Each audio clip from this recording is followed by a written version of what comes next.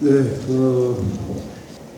이 좌장을 맡으라고 하니까 오늘 열심히 들었습니다. 그런데 청중석에서 이렇게 이 시간까지 앉아 계시는 분들은 저보다 더 힘드셨을 것 같아요. 여튼 감사 말씀 드립니다. 아까 어떤 회장님께서 토론을 좀 듣고 싶은데 돌아가는 시간 때문에 못 듣고 가서 너무 아쉽다고. 그러면 오늘 첫 발표해 주신 이병규 선생님의 심의위원회 관련해 가지고 신영 선생님께서 토론을 해 주시겠습니다. 예, 신영우입니다. 이 주제는 토론할 수 있는 그런 성격이 아니기 때문에 제가 소감을 좀 간단하게 말씀드리고 정리하는 것으로 하죠. 특별법이 제정되었을 때 이 특별법이 좀 다른 법하고 좀 다르게 어색한 점이 있다 이렇게 생각했습니다. 동학농민혁명 참여자 이렇게 나오는데 동학농민혁명 참여자라는 말을 그동안에 학계에서 쓰질 않았습니다. 동학농민군의 명예회복을 위한 특별법이라는 모르는데 그런데 한참 듣게 되니까 그런 대로 관용어처럼 쓰게 됐습니다. 그런데 참여자라고 하면은 동학농민군뿐만이 아니라 아까도 나온 것처럼 물질적이나 여러 면으로 도와주는 사람까지도 포함할 수가 있게 되는 것이지요.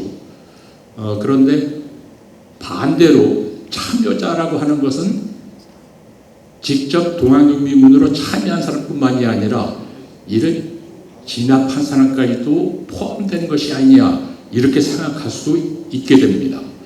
그래서 이 법의 용어가 됐지만은 우리는 동학농민군을 중심으로 해서 이 특별법을 운영하고 있는 것이지요. 이 특별법을 제정하고 난 뒤에 등록과 관련된 분과위원회 위원으로서 활동을 해왔습니다. 그래서 처음부터 어떻게 이 등록이 진행됐는가 하는 것을 봐왔는데 이것은 매우 중요한 그런 것이죠. 진압한 사람들은 1895년 직후부터 기념비를 만들고 여러 가지 공을 세웠다고 해서 정부에서 포상을 했습니다. 관직을 주기도 했지요. 그런데 광복 이후에 이 정읍에서 전봉준 장군 단소를 만들 때 단비에 처음 이것이 전근대 반란, 병난, 반역 이런 개념이 아니라 민주 창의를 위한 것이다 하는 것을 아예 새겨놨습니다. 그렇지만은 그 이후에 교과서에서조차 동학난으로 가르쳤다 이건 많이 얘기되고 있는 것이죠. 이것이 제대로 명예회복이 됐다고 이렇게 생각한 것은 100주년에 와서입니다. 100주년에 와서 비로소 동학농민혁명이 갖고 있는 역사적인 의미, 한국사를 발전시키는 데 크게 기여했다 하는 그런 면에서 이를 보게 되고 신문 방송에 많이 나오게 되고 국민이 알게 됐던 것이지요. 바로 이제 그런 것에 이어서 국회에서 국민의 대표인 국회의원들이 특별법을 만들어서 이런 사업을 진행하게 됐습니다. 이렇게 진행하면서 어떤 큰 사건 또는 어떤 특별한 인물이 아니라 모든 참여자에 관한 등록 사업을 진행하게 됐다.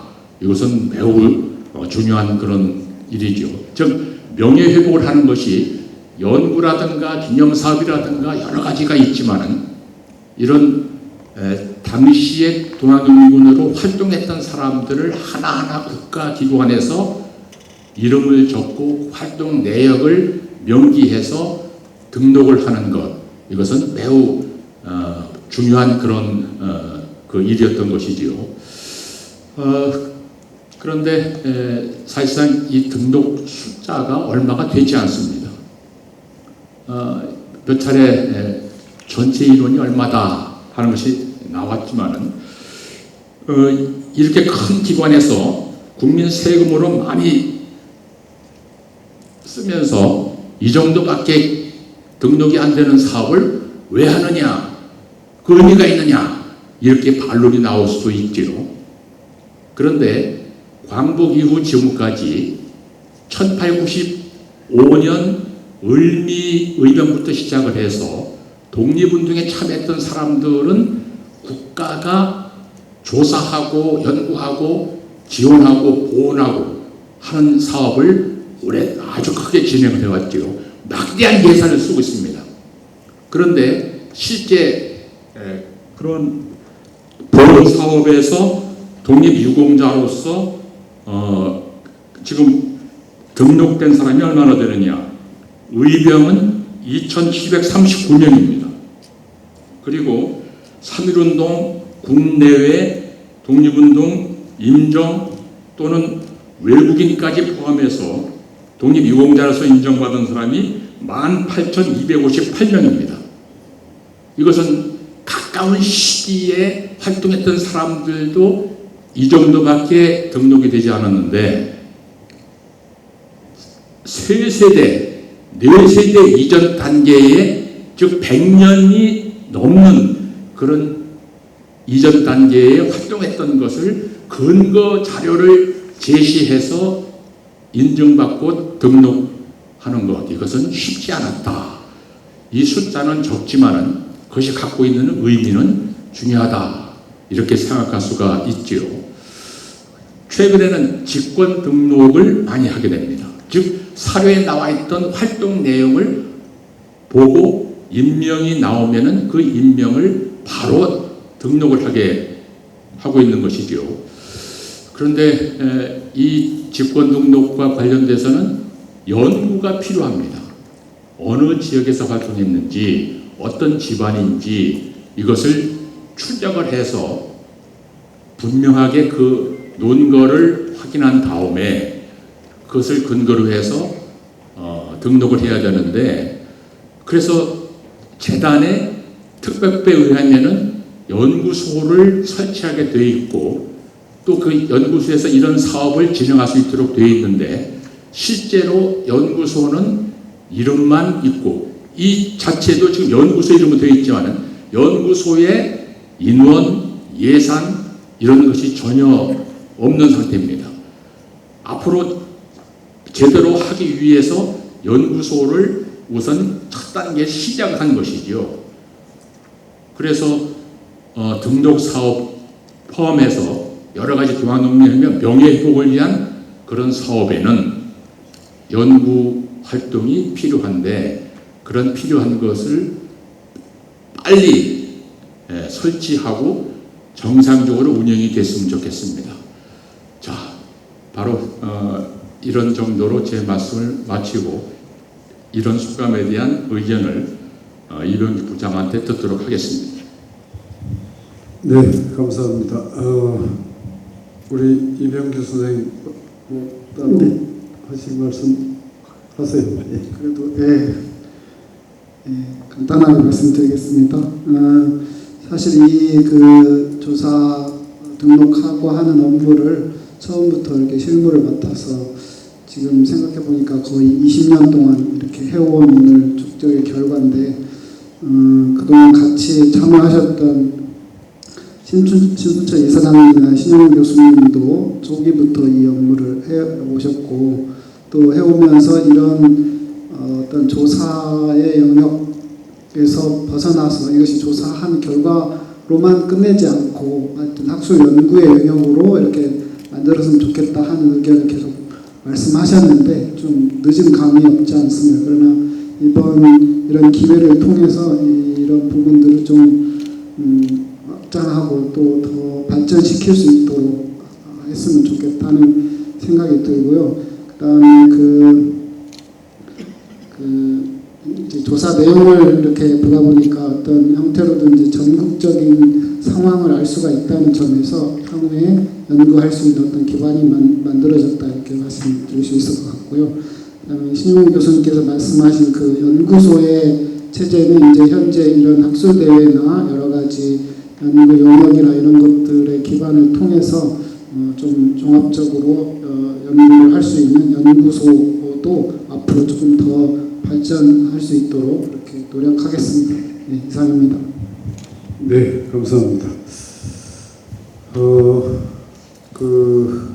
오늘 두 번째 발표로 바로 넘어가겠습니다. 박정민 교수님 발표에 대해서 조공환 선생님께서 토론을 해주시겠습니다. 예,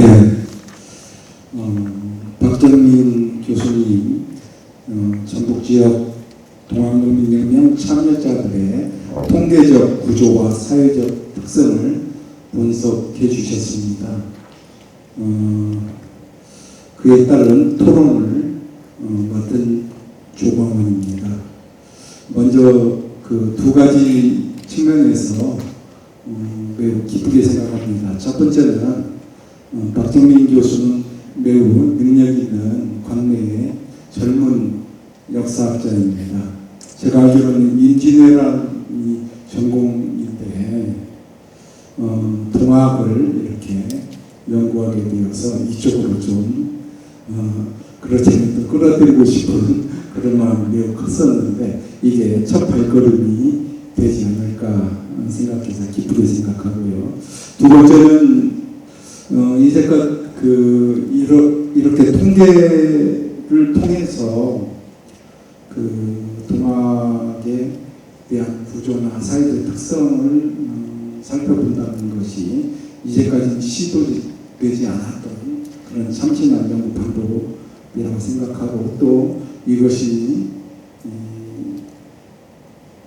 젊은 학자의 감각으로 이렇게 정리가 잘 되어 있어서 기쁘게 생각합니다. 다만 다른 지역보다도 훨씬 참여자가 많아서 고생이 아마 많으셨을 거라고 질문을 드릴까 합니다. 네, 첫 번째로는 전북 지역 참여자의 9년별 분포를 분석한 결과를 표로 제시하면서 남원이 98명으로 가장 많았고 그 이후로는 김계남의 대도소가 설치된 그런 세력 근거지였다고 했고요. 그 다음에 봉기 이후 국가의 진화 과정에서도 무장 지역이 전북 전체 평균의 거의 3배에 달하는 61.9%라는 참여자 수 대비 처형률이 높다라고 말씀하셨습니다. 그러면서 이것들은 이들 손아준 장군의 근거지여서 그렇지 않을까, 그와 무관하지 않다라고 했는데, 그렇다면은 전봉준 장군의 핵심 거점이자 고구농민 봉기와 황토영 전투가 있었던 그 부분은 남원이나 태인 등에 비해서 현재의 적은 또는 무장 등에 비해서 현재의 적은 도내 10번째로 참여자 수도 적고 처형률도 또한 낮은 이유는 과연 무엇이라고 생각하는지 이에 대한 얘기를 좀 듣고 싶었습니다. 궁금함에서 나온 얘기인지 이거 통계상 결과라서 대답하기 곤란할 수도 있을 거라는 생각을 합니다. 두 번째로는 결론에서 언급하신 내용인데 전북지역 동학농민군 참여자 86.4%가 20대 내지 40대까지 청장년층 남성으로 구성되었다라고 하셨고, 또 이 점이 동학농민혁명이 단순히 우발적인 민중봉기가 아니라 계획적이고 조직적인 역량을 바탕으로 전개되었음을 시사한다. 이렇게 말씀하셨는데 기타 뭐 여타 그 우리 역사상에서 일어났던 그 전투 전쟁 등등 밀란이라든가 이런 민중 동기에도 대체적으로 전투 능력이 있는 20대에서 40대의 청장년층 남성들이 핵심적인 주체로 나선다는 것은 상식적으로도 매우 당연한 일이라고 생각합니다. 그래서 이들이 핵심적 주체로 나선 것만 가지고 단순히 우발적인 민중 동기가 아니라는 근거가 될 수 있겠나 하는 그런 의문입니다. 아까 김양식 선생님께서도 발표하신 그 갑신정변의 주역들도 20, 30대 그 혈기방장한 그런 나이였기 때문에 이렇게 용기 있게 나선 것이지 그 나이가 좀 들면 아무래도 그 마음은 있으나 실행력이라든가 이런 용기가 떨어져서 그런 거 아닌가라는 생각에서 이런 질문을 던져봤습니다. 시간 관계상 세 번째는 생략하도록 하겠습니다. 그리고 마지막으로 이 재단에 있는 동학농민혁명 참여자 데이터베이스 중에 직권 등록으로 의결한 참여자 대부분이 2009년에 심의 의결된 것들입니다. 그로부터 한 15년 흘렀는데 업데이트가 좀 안 된 거 아니냐. 그 이후에 나왔던 연구 성과들을 반영해가지고 조금 수정할 부분들이 있는데 그런 것들이 선행되었더라면 이번 연구가 좀 더 세밀해지고 정확해지지 않았을까 하는 아쉬움도 있어서 한 말씀 드린 것입니다. 이상입니다. 네, 감사합니다. 네, 바로 답변 듣도록 하겠습니다. 네, 먼저 발표문에 공감해 주시고 의미 있는 질문을 주신 조강한 소장님께 감사드립니다. 그리고 말씀해 주신 점들 하나하나 제가 다 공감하고 있고 이 부분은 저도 수정을 해야겠다라고 생각하기 때문에 무겁게 받아들이겠습니다. 그리고 아무래도 저는 이제 이 통계적인 걸로 분석을 하다 보니까 조금 통계 함정에 빠졌을 수도 있는데 이제 그런 점들에 대해서 조금 약간 이제 답변해서 설명을 드려야 할 것 같습니다. 그리고 또 이제 통계적으로만 하다 보니까 좀 뭔가 의미부여를 하고 싶어가지고 과도하게 해석한 측면도 분명히 있습니다. 그 부분에 대해서 이제 뼈를 때리는 질문을 해서 저도 이제 이거에 대해서 깊게 고민하고 또 여러 여기 다 이렇게 계시는 대가 선생님들의 의견을 수용하도록 하겠습니다.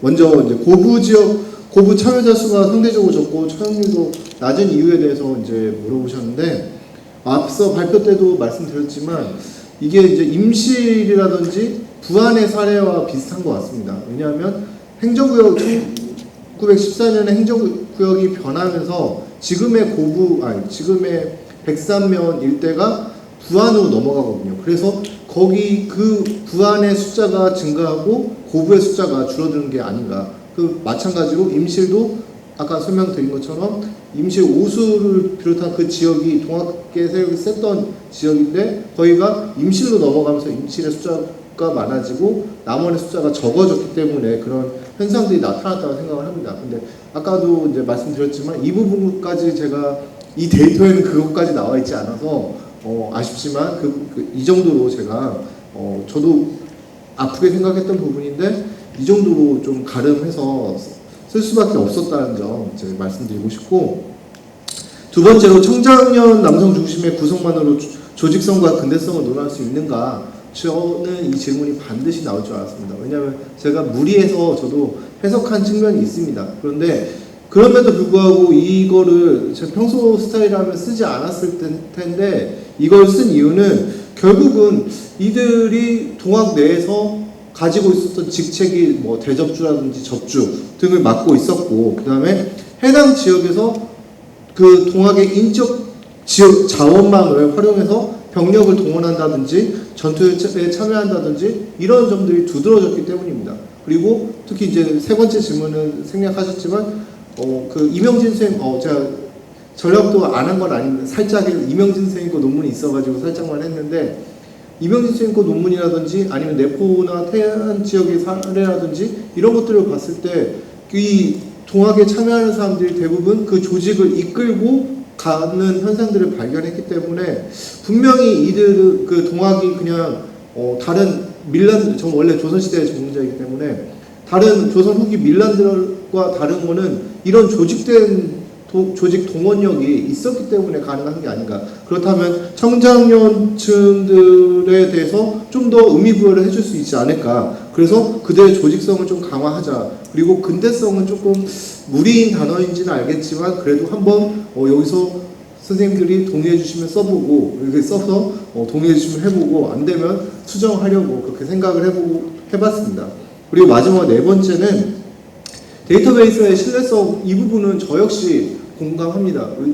왜냐하면 제가 이 부분 때문에 고생을 엄청 많이 했는데 그냥 재단에서 준 자료만 가지고 통계를 했으면 훨씬 쉽게 논문을 썼을 것 같습니다. 그런데 아까 말씀드린 것처럼 계속 나오는 오류들이 있었기 때문에 그걸 보정하는 작업이 아마 이 논문을 작성하는데 반절 이상 걸린 것 같습니다. 그래서 그래서 제가 보정 한 2페이지 넘게 왜 어떻게 보정했는지에 대해서 작성할 수밖에 없었고 그러면서 이 통계 자료가 그래도 신뢰도 있게 만들 수 있었던 거를 설명을 했는데 다시 말씀드리지만 이 자료는 너무 좋은 자료였습니다. 그렇기 때문에 향후에 재단에서 이 부분은 반드시 좀 예산을 들여서라도 아니면 연차 사업이라도 재단 내부에서 힘을 좀 할 수 없다면은 뭐 외부에 용역을 줘서라도 이거는 한번 일률적으로 수정할 필요가 있다. 네, 알겠습니다. 네. 그렇다면은 이 신뢰성이라든지 후속성이 보완되지 않을까라고 생각을 합니다. 다시 한번 귀중한 논점을 제시해 주신 점에 감사드리고 본 연구의 한계점을 잘 수용해서 제가 잘 수정하도록 하겠습니다. 감사합니다. 네. 그 고부가 숫자가 적은 이유는 당시 행정구역과 현재 행정구역을 명확하게 조금 그 비교를 전라도뿐만 아니라 전국의 1894년 행정구역과 그 다음에 지금의 행정구역을 명확히 비교해 두고 통계를 내야 아마 정확한 통계가 될 것 같습니다. 그리고 그 우리 재단이 가지고 있는 자료의 오류는 착오도 있지만은 추후에 발견된 자료 오늘 발표에서도 몇 분이 지적을 하셨지만은 새로운 자료에 의해서 수정해야 될 그런 부분들도 생겨났기 때문에 이 작업은 반드시 재단에서 바로 진행하도록 하겠습니다. 다음 세 번째 발표 김희태 선생님 발표에 대해서 우리 정경록 선생님께서 토론해 주시겠습니다. 예, 정경록입니다. 제 토론문은 113쪽에 있습니다. 토론문을 읽겠습니다. 김희태 선생님의 연구는 그 제목과 부제를 통해서 알 수 있는 바와 같이 전라도 서남부에 해당하는 무안, 한평, 영광 지역의 동학농민혁명 참여자들이 동학농민혁명 중에 어떠한 역할을 했고 그 역할이 역사적으로 어떤 의미가 있는지를 살펴본 것입니다. 이를 좀 더 구체적으로 말씀드리면 선생님의 발제문 제2장 동학농민혁명 참여자 활동에서는 전라도 서남부 지역에 기반한 동학농민혁명 참여자의 활동을 하나하나 소개했습니다. 그리고 이를 정리하여 이 세 지역 출신의 동학농민혁명 참여자들의 제세 시기와 참여 시기, 당시 연령, 직책, 직업, 참여지역, 처형 여부, 등록 구분 등을 세세히 살펴서 일목요연한 3개의 도표를 작성하였습니다. 뿐만 아니라 부록으로 제시한 전라남도 서남부의 동학농민혁명 참여자 관련 연표는 자료와 기존의 연구 결과를 꼼꼼히 정리한 것으로 앞으로 전라도 서남부 지역 동학 농민 혁명 연구자들에게 많은 도움을 줄 것으로 판단됩니다. 이와 같이 끈기 있게 그리고 열정적으로 자료와 연구 성과를 정리해서 도표와 연표를 작성해 주신 김태선 네모도고에 먼저 치하드립니다. 아울러 제3장 동학농민 혁명 참여자의 성격에서는 동학농민 혁명 참여자의 성격을 소개하고 앞으로 이에 대한 연구가 지향하거나 반드시 규명되어야 할 점에 대해서 언급하였습니다. 나주 김씨 김흥문 일가의 사례를 통하여 농민군과 유학자의 구분이 과연 가능하며 의미가 있는가 하는 점에 대해서는 상세히 보냈습니다. 사실 직업이라는 개념이 우리에게 도입된 것은 일제의 영향입니다. 문서학적으로 보면 직업이 등장한 것은 갑오개혁 이후 신호적을 작성하게 된 이유입니다. 이전 전통 시기에는 사농공상이라는 신분 분류만 했습니다. 신호적 작성을 하면서 직업을 기재하도록 했는데 당시 이를 작성하던 사람들이 직업이라는 용어가 생경하고 이에 대해서도 부족했기 때문에 어떤 사람은 자신의 신분이 양반이라는 뜻에서 사 또는 유라고 쓰기도 하고 다른 사람은 실제 자신들이 농사를 짓고 있기 때문에 농이라고 썼으며 또한 사람들은 이에 대해 심각하게 고민한 끝에 절충적으로 사와 농을 함께 기입하는 경우도 있었습니다. 당시에 양반 출신으로 서당에서 글 공부를 한 유학자들도 동학농민혁명에 참여하여 조사를 받을 때 자신의 신분을 농이라고 했지만 사실은 사가 아닌가 하는 것이 김인태 선생님께서 주목하고 지적하신 것입니다. 여기에서 나아가 동학농민군의 지도층에 대한 연구의 필요성을 시사한 것 같습니다. 이에 대해서는 앞서 신수철 이사장님께서도 말씀하신 바 있습니다. 적장을 여기만 동학농민 혁명 지도층의 일부는 그 지역의 유명한 유학자의 군인이었으며 성인이 된 이후에도 자신도 시골에서 학동을 가르치는 서당 출신이었습니다. 이들은 먹고 살기 위해 이 지역 저 지역으로 떠도는 유랑 지식인이었으며 그랬기 때문에 사회의 모순에 대해 신랄하게 비판하고 그 대안에 대해서도 심도 있게 사고할 수 있는 능력을 가지고 있었던 사람들이었습니다. 따라서 앞으로 이에 대한 연구가 좀 더 밀도 있게 진행된다면 이와 같은 유랑 지식인들의 지도자가 없이 전국 각지에서 산발적으로 일어났다가 실패한 밀랑과 식견과 대안을 가진 지도자들이 주도했던 동학농민 전쟁과의 구분이 좀 더 명확해지며 동시에 밀랑과 동학농민혁명의 사회 발전적 연결고리를 설명할 수 있을 계기가 마련될 수 있을 것이라고 기대됩니다. 이에 대한 선생님의 생각을 묻는 것이 저의 첫 번째 질문입니다. 두 번째 질문은 생략하고 세 번째, 선생님께서는 고창 현감이었던 이경인이 자신 역시 동학교도였음에도 불구하고 동학도 이태영과 동학의 협조적이었던 한풍현감 권풍식을 밀고 하여 처벌받고 파면되게 했던 사건을 교도와 밀고라는 항목에서 소개하고 있습니다. 전통시기 왕조국가에서 일어난 이와 같은 사건에는 항상 변절과 밀고 등이 있기 마련입니다. 동학농민혁명의 경우도 전봉준을 밀고한 김병천, 김계남을 고발한 임병찬, 영광의 송문술로 살해에 바친 이현숙 등이 배신과 밀고를 한 인물로 거론되었습니다.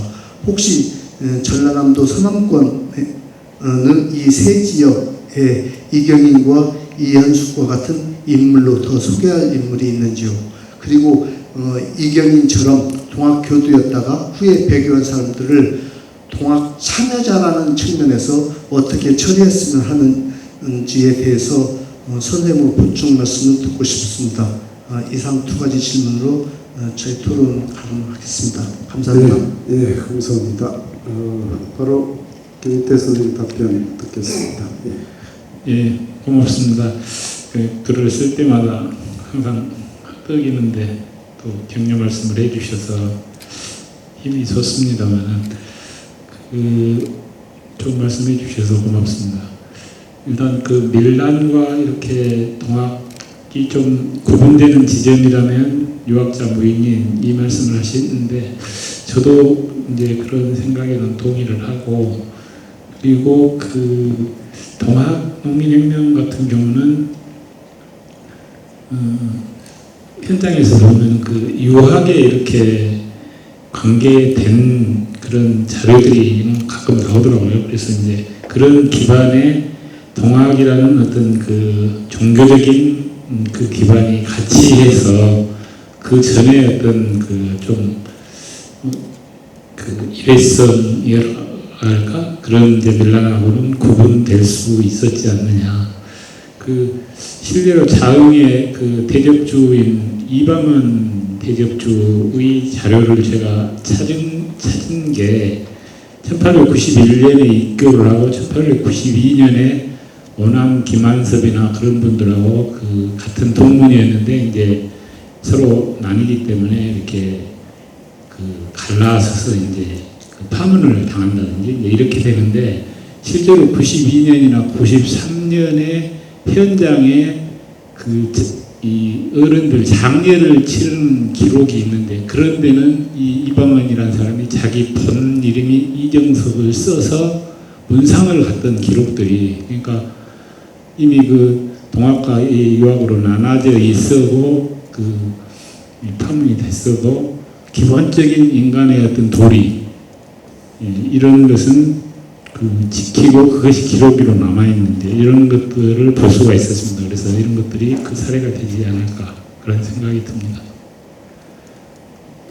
그 다음에 이제 이렇게 배신과 밀고 이런 경우는 그 전해지는 얘기는 가끔 이렇게 저도 몇 군데 봤는데, 기록으로 지금 딱 그 이렇게 확인돼서 나오는 경우는 지금 이현숙과 아까 그 이경인 여기만 우선 봤습니다. 더 이제 구전 자료가 있기 때문에 구전 자료를 더 추적해서 정리를 해보고자 합니다. 감사합니다. 네, 그 이경인 등의 사례를 참여자로 봐야 되는지 말아야 되는지, 두 번째 질문이 그 핵심일 것 같은데. 예. 그러니까 아까도 발표하면서도 그 얘기를 했었는데, 선생님 개인 의견으로 그냥.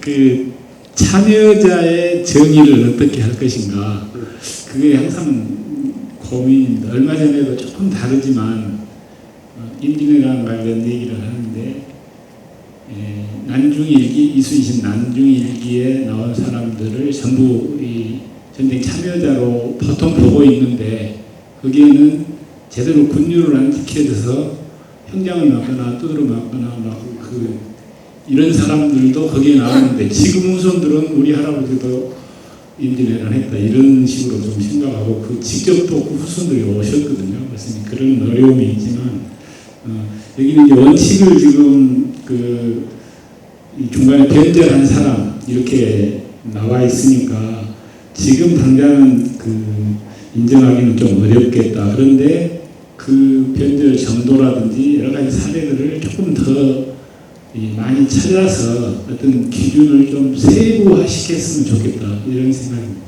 네, 알겠습니다. 조금 더 그 조사위원회나 심의위원회가 좀 이번 계기로 해서 더 좀 치밀한 계획을 세워서 처리하도록 해야겠습니다. 그 다음에 우리 김양식 선생님 충청지역 발표에 대해서 우리 정월경 선생님께서 토론해 주시겠습니다. 네, 정월경입니다. 김양식 선생님 발표문은 등록 참여자의 한정에서 참여자에 대한 분석을 한 것으로 굉장히 좋은 주제라고 생각되고요. 앞으로 동학농민 혁명과 관련된 연구 지평을 넓히는 데 큰 역할을 할 수 있다라고 생각을 했습니다.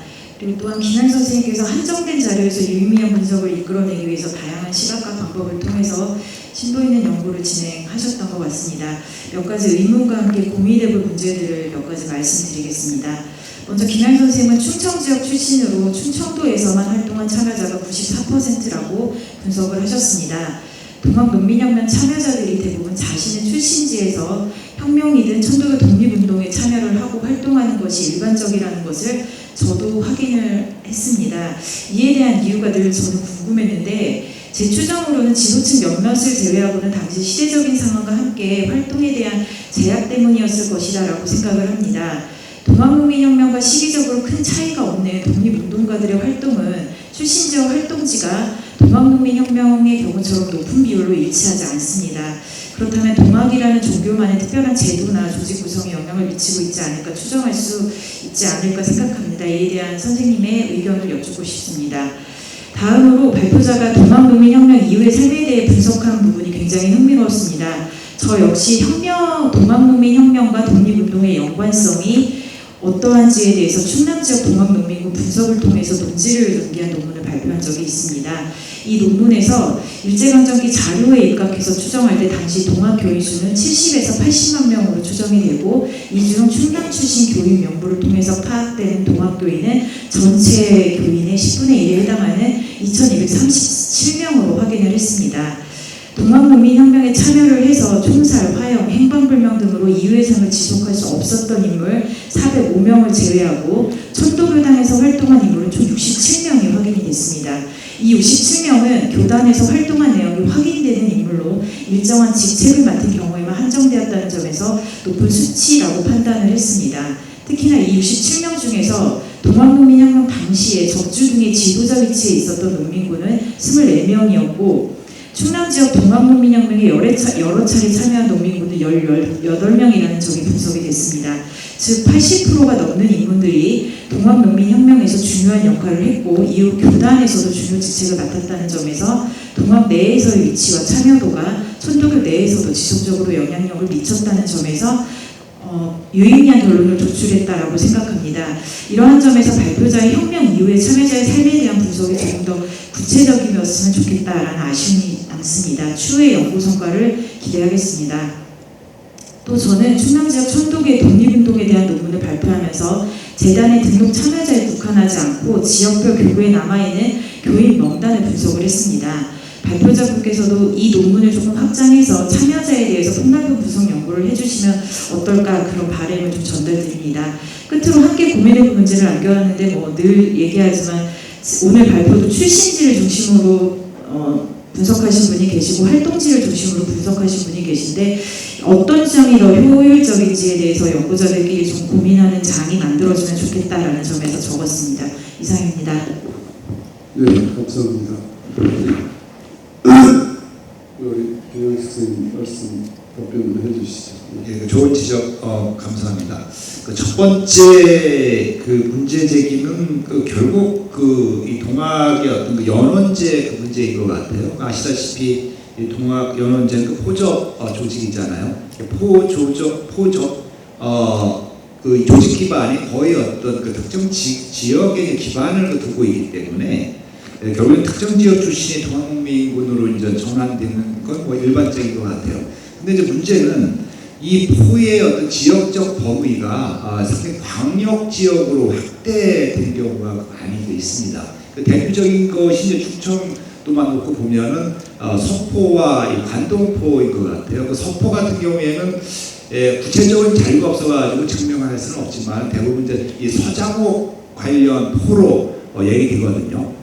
근데 이 서장옥이라는 그 인물이 워낙 비중 있는 그 인물이기 때문에 이 서포가 되게 강경한 그 세력이었고, 그 다음에 이미 이 3월부터 이 서포 동학농민군들이 이제 동학농민혁명에 참여하는데 그 지역이 이 청주, 그 다음에 금산, 진장, 해덕, 옥천, 광범위한 그 지역에 걸쳐 있습니다. 그리고 분명히 이쪽 전라북도 지역하고도 연결성이 분명히 있을 텐데 구체적인 자료는 찾아보기 힘듭니다.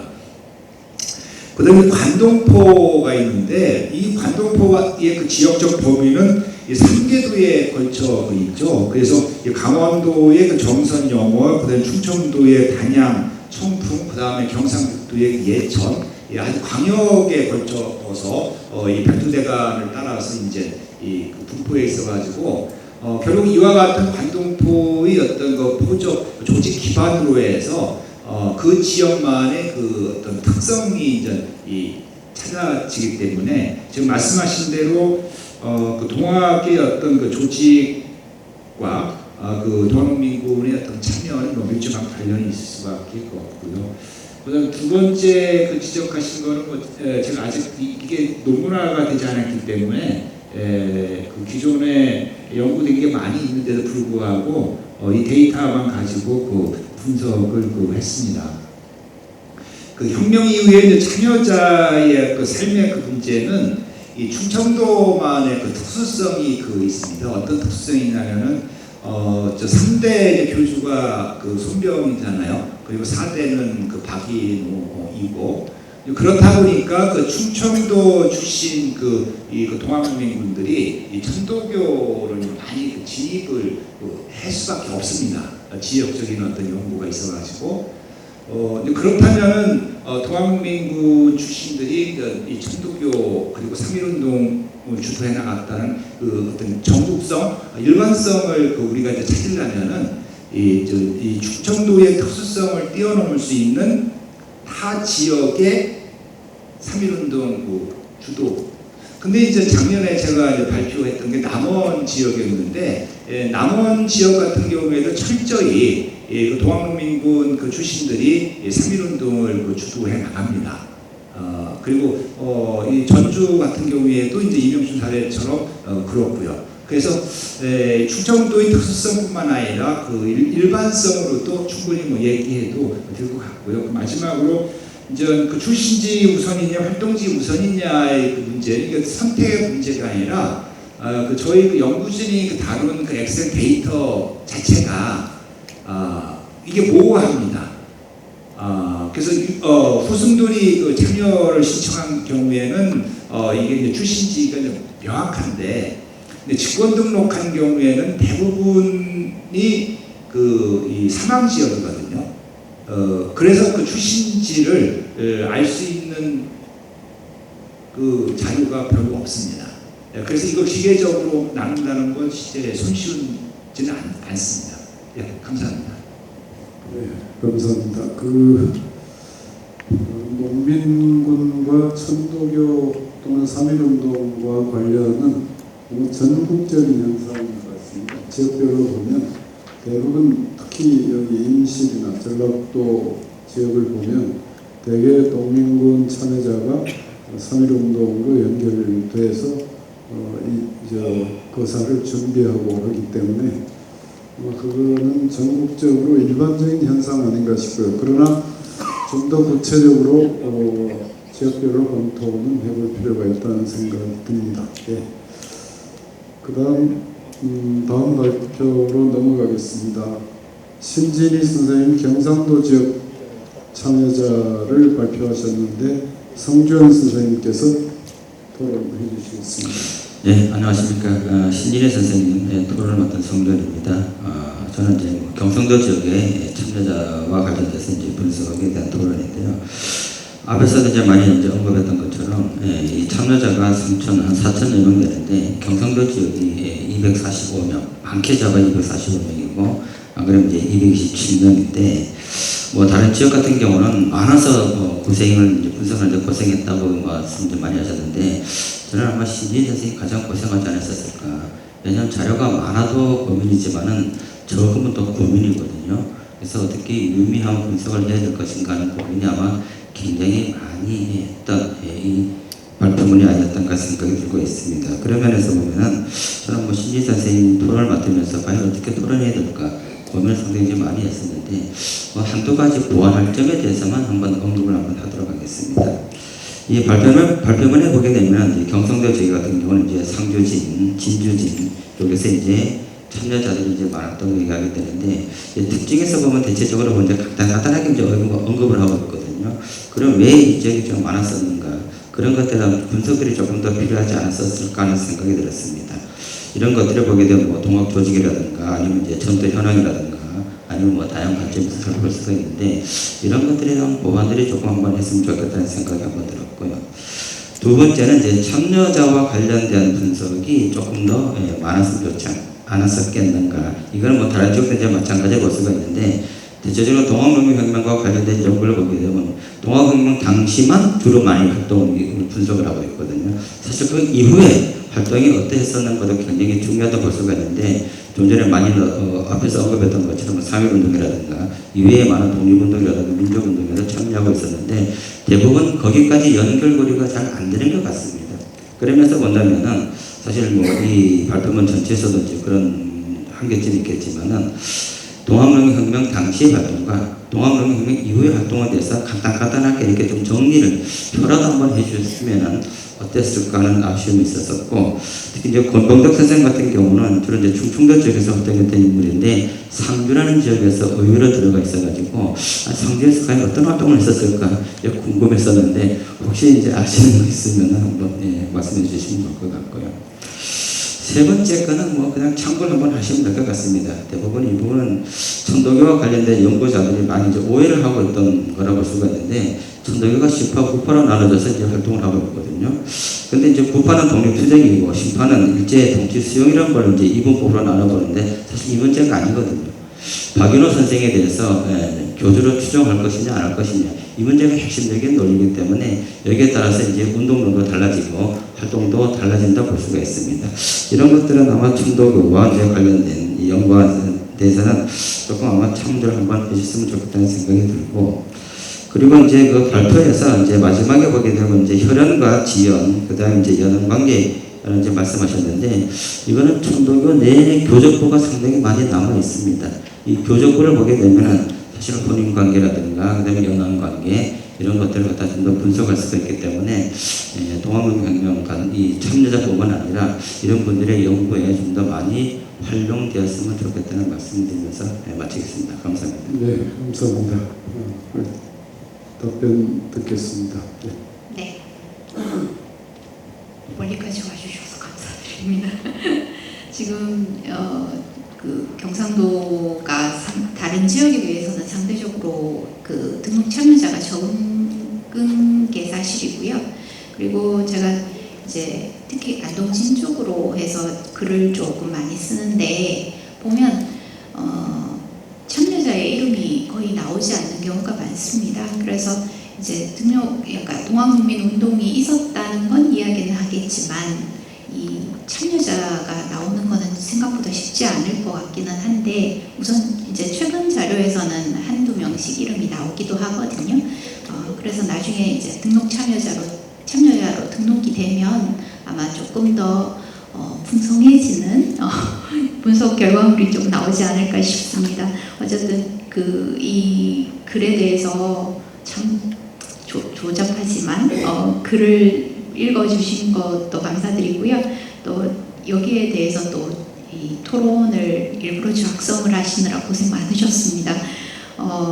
지금 여기에서 첫 번째 문제가 그 상주진과 진주진의 그 등록 참여자가 다른 지역보다 많은데 그 배경이 무엇인지 그리고 동학조직의 관련성 그리고 전투 상황과의 관계성이라든가 이런 다양한 관점에서 좀 볼 수 있지 않을까라고 말씀해 주셔서 여기에 대한 설명을 해드려야 되는 게 맞는데 그 상주진 같은 경우에는 그 아까도 말씀드렸듯이 그 충청도 보은에 대표적으로 우리 북실전투라고 하는 전투가 있습니다. 그 전투에 이 상주 사람들이 가가지고 많이 참여를 하거든요. 그것과 관련된 부분도 있고 또 자료가 조금 더 많이 발굴이 되었기 때문에 등록 참여자로 등록되는데 조금 도움이 되지 않았을까라는 생각이 듭니다. 그리고 진주 지역 같은 경우에도 지금 고성산 전투만 이야기를 했는데요. 그 고성산 전투가 그 주한일본 공사관 기록에 800여 명이 죽었다라는 기록이 남아 있습니다. 그래서 그것과 관련해 가지고 지금 계속해서 발굴되고 또 진주나 하동 이쪽에서 이 동학민을 뭐 유족회라고 할 수 있는 그런 분들이 기록을 남겨놨기 때문에 지금 이게 진행이 되고 참여자로 등록되는 경우가 조금 많이 생기는 걸로 알고 있습니다. 그렇지만 조금 더 연구가 진행이 되면 더 많은 참여자를 확보할 수 있지 않을까라는 생각이 듭니다. 그리고 두 번째 질문에 대한 건데요. 그 등록 참여자에 대한 활동을 좀 더 구체적으로 분석했으면이라고 말씀해 주셨는데 저도 그걸 조금 더 적을 걸이라는 생각을 오늘 다른 선생님들 발표 들으면서 좀 했었습니다. 너무 간략하게만 적어놔서 오히려 읽는데 조금 방해가 되지 않을까라는 생각이 들었습니다. 그래서 다음번에는 좀 더 보완하도록 하겠습니다. 그리고 세 번째인데요. 이 부분에 대해서는 일부러 말씀해 주셔서 감사드리고 여기 충청도 선생님들도 계셔가지고 이게 독립운동사 할 때 대부분 신파국파 나눠가지고 인식을 많이 하거든요. 근데 이제 조금 더 추가적으로 말씀해 주셔서 감사드립니다. 너무 짧게 답했나요? 네, 좋습니다. 네. 저는 아주 환영입니다. 그 동학농민혁명연구가 100주년 때만 해도 천도교 자료를 거의 안 보려고 했습니다. 의도적으로. 그런데 30년이 지나고 보니까 그래서 100주년 때 동학을 빼버리고 가보농민전쟁 이런 용어들이 생겨났죠. 그러니까 동학과 가보냐는 사건을 철저하게 분리하려고 했는데 사실은 지역 연구를 하고 연구 성과가 쌓이다 보니까 동학을 제외하고는 가보년의 사건을 설명할 수 없다는 게 모두가 공감 지금 되고 있는 상황이죠.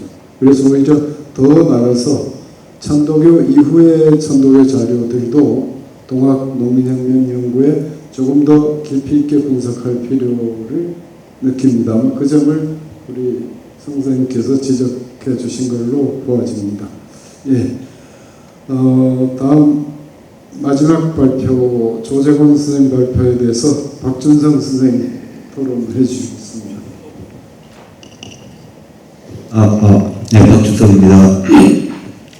마지막 토론자가 간단하게 전체 소감을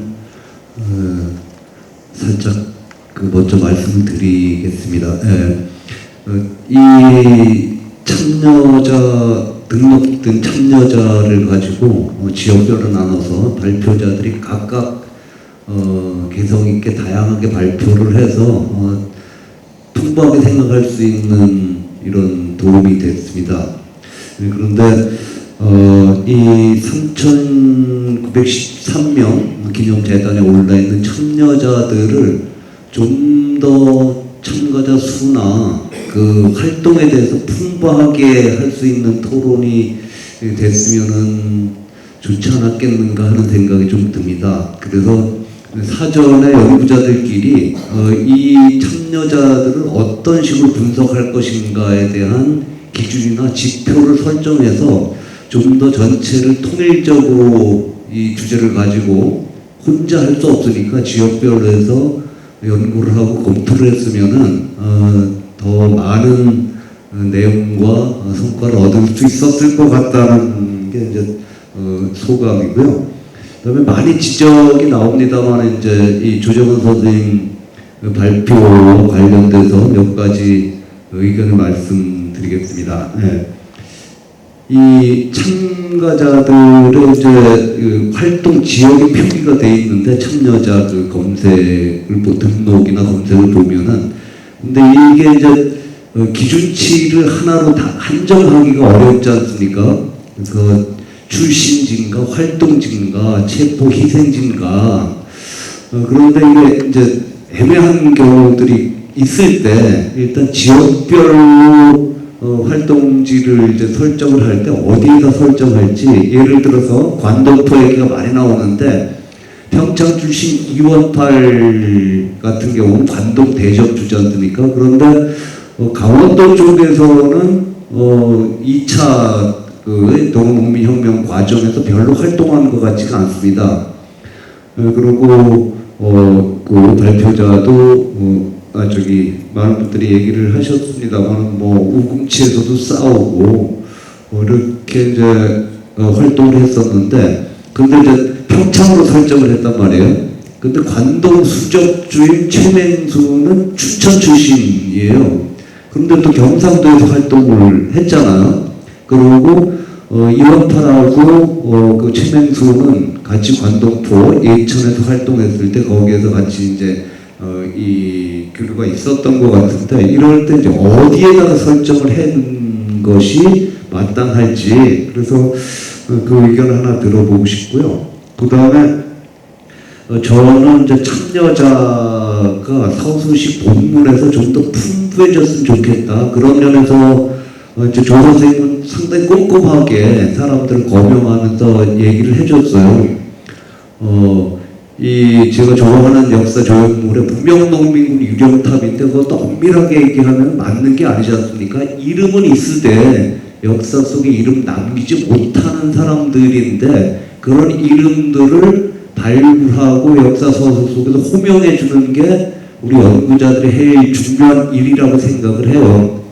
그래서 이제 자세하게 그걸 서술해 주셨는데, 강원도 같은 경우에 이제 어떤 사람들은 서술이 돼 있고 어떤 사람들은 그 활동지가 분명하게 이제 드러나는 분들인데 얘기가 안 돼서 그 서술에서 넣고 빼고 하는 어떤 기준이 있었나 하는 거를 질문 드리고 싶고요. 그 다음 또 하나는, 이것도 많이 나오는 얘기인데, 그 당시 지명하고 요즘 지명하고 어디를 중심으로 지역을 설정할 것인가. 저도 이제 썼습니다만은 이 강원도 쪽 썼을 때 내면이 현재 홍천이거든요. 제 고향이기도 하고. 그래서 홍천 농민군 쭉 이렇게 했는데 그 당시는 내면이 강릉부에 속해 있었어요. 그리고 홍천 대전주라고 하는 차기석의 근거지는 내면이었고, 그 다음에 봉평에서도 활동이 활발한데 봉평도 강릉부였었는데, 이럴 때 어디를 중심 기준으로 이렇게 그 활동지를 설정할 것인가. 이건 다른 지역도 그런 곳이 이제 부지기수로 많은데 거기에 대해서 의견을 들어보고 싶고요. 그 다음에 이제 이 해주에서 보면은 동학농민 혁명이 동학운동과 밀란과 별난의 흐름들이 동학농민혁명으로 합류해서 거대한 하나의 역사적 사건을 만들어냈다. 그런데 강릉에 보면은 이제 이 해주에 보면은 그런 별난적 성격이 강하게 드러나는 활동들이 있습니다. 이거는 이제 남쪽에서도 동학농민군 2대 지도자라고 하는 김계남이 남원에 있을 때 상이암에 들어가서 이제 활동을 했지 않습니까? 집강도시기에. 그런데 상이암이라는 것이 왕건이 기도해서 왕되고, 그 다음에 이성계가 기도해서 왕됐고, 그런 곳에 이제 이성계가 들어가서 활동을 했었고, 여러 가지 이제 그 부분 자료에 김계남이 왕된다는 이런 소문이 있지 않습니까?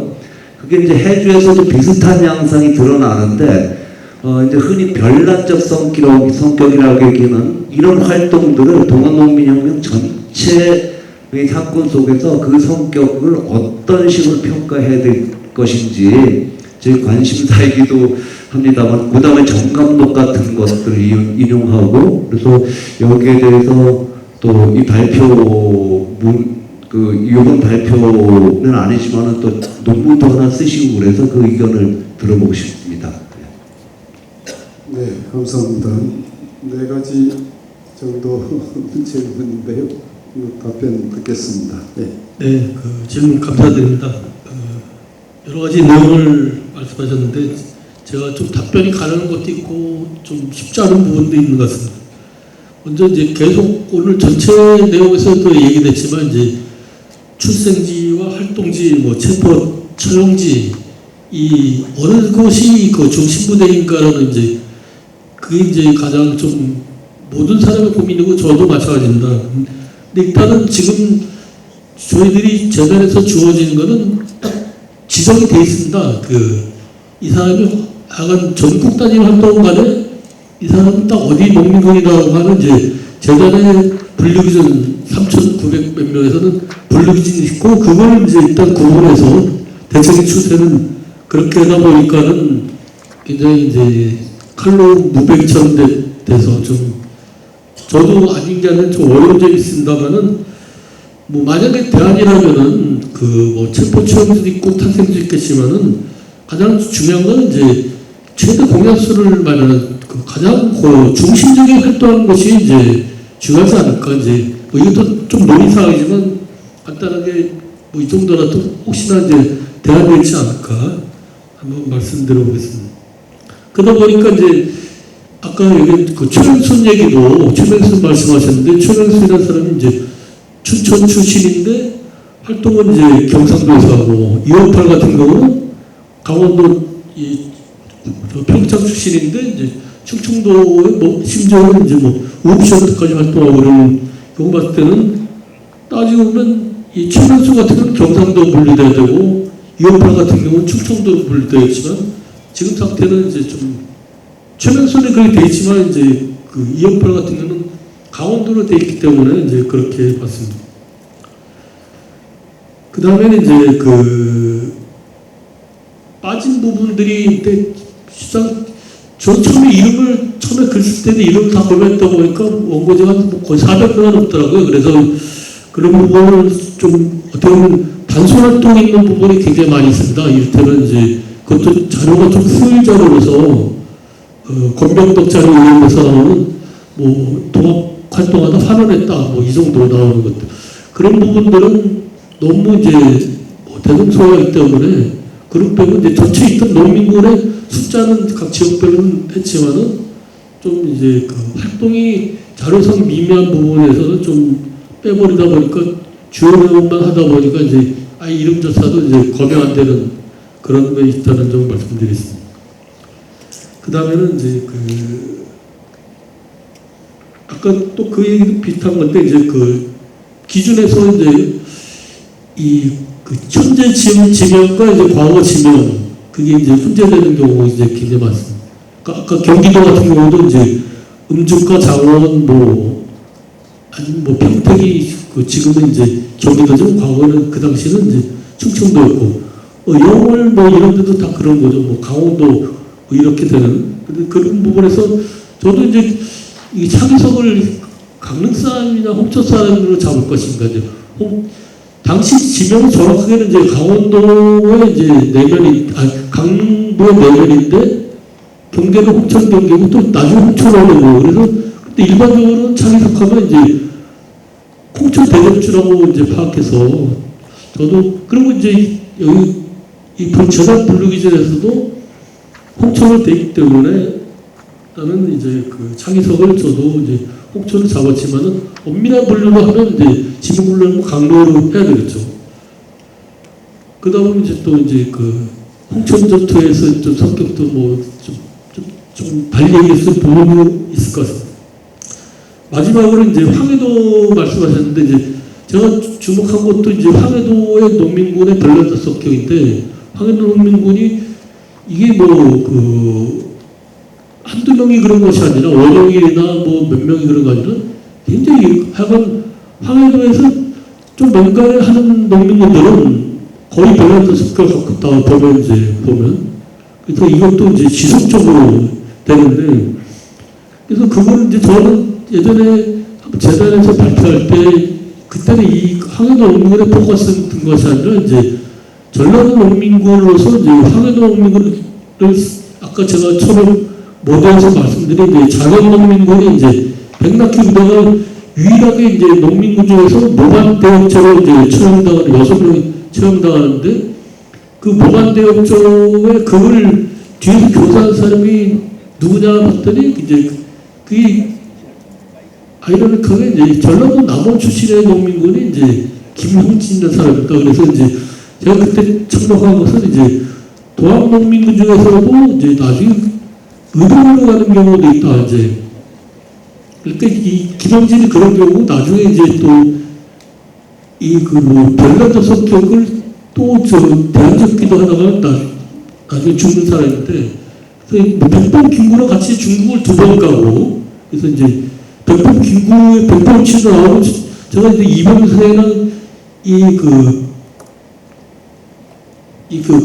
김영진의 손자 집을 찾아갔습니다. 그래서 손자 집 갔더니 백범이 이제 교육해서 그 집을 전주까지 찾아와서 백범 일지를 아들에게, 김영진 아들에게 주고 또 사진을 찍고 그걸 직접 이제 백범 일지를 보게 됐는데, 그때 이제 김영진이라는 사람이 결국은 이제 아까 말씀하신 이제 정감록 사상을 토대로 해서, 그래서 저는 김계남과 김영진이 어떤 관계인지는 자료서가 없지만은 적어도 토대는 남원 넘는 걸 하다가 이제 도망 가서 나중에 이제 이 항해도를 들어갔다가 백범 김구를 만나서 이제 안동 김씨라고 하는 이제 친연성을 가지고, 그래서 이제 당시에 백범 김구도 이제 전라도 남원의 김진사라고 얘기하는 사람이 김명진인데, 이 백낙희의 하나의 정치적 모델은 김영진이었고, 김영진은 정감록 토대로 해서 이제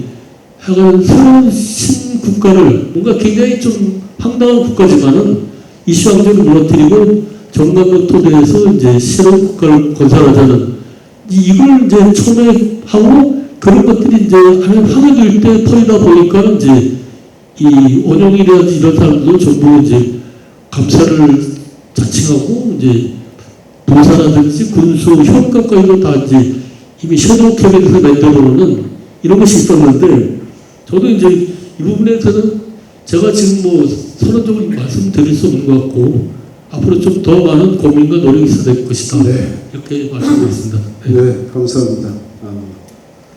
아마 그거는 선언사 마애벌 배꼽 비결로부터 시작해서 당시 민간 신앙과 연결고리를 아마 충분히 누가 좀 깊이 있게 다루어 주셨으면 좋겠다는 말씀 드립니다.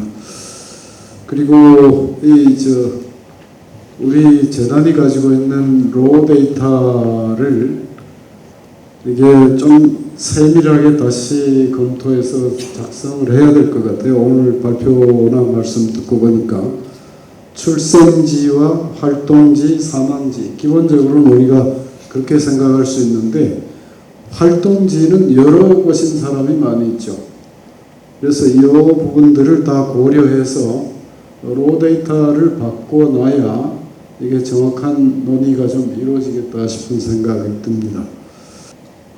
오늘 첫 번째 발표하신 박정민 선생님 같은 통계를 전라도뿐만 아니라 전국적인 통계를 조금 한번 분석을 해놓고 그 토대 위에서 각 지역별 활동을 분석할 필요가 있다는 생각이 듭니다. 그래서 아까 처음에 우리 박준성 선생님이 포맷이 서로 달랐다는 말씀 지적해 주셨는데, 앞으로 아마 한 번 더 이런 기회를 잡아서 조금 로우 데이터를 조금 수정하고 그 결과를 가지고 전국을 3,900명 이상 되는 전국적인 분석을 연령별로나 또는 우리 직업이라는 개념이 맞을지 모르겠습니다만은 직업별로나, 그리고 활동 지역별, 출신 지역별, 그리고 사망 지역별,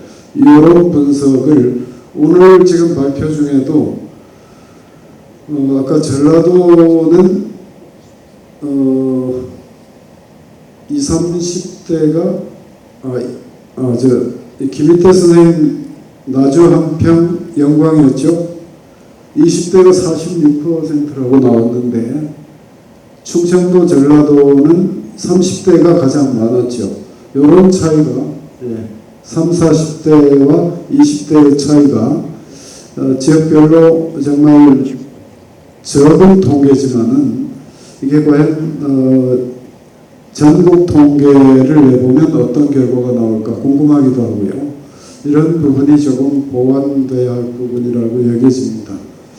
그리고 아까 지적되셨습니다마는 이 지역별 활동의 연구는 기본적으로 1894년 당시의 행정구역을 기준으로 연구가 돼야 됩니다.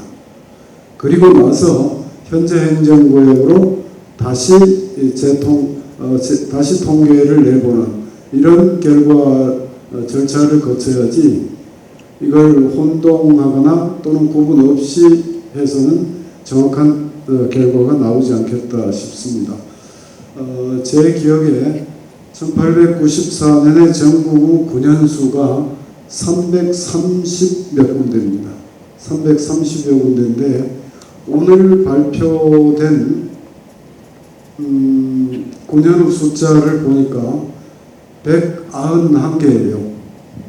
오늘 지금 발표해서 전라도, 경상도, 충청도, 그리고 강원도, 황해도, 경기도까지 총 그 망라된 봉기 고을 숫자가 봉기 숫자는 아니겠네요. 출신 지역, 농민군이 관계된 출신 지역이 191니까 5% 정도 되죠. 전국 전체 고을의 절반 이상이 가보년에 봉기했다. 이렇게 봐도 크게 무리가 없을 것 같습니다. 제가 그동안에는 한 120여 개 고을이라고 생각했는데 오늘 제가 보기에는 그건 굉장한 성과였다고 봐지고요.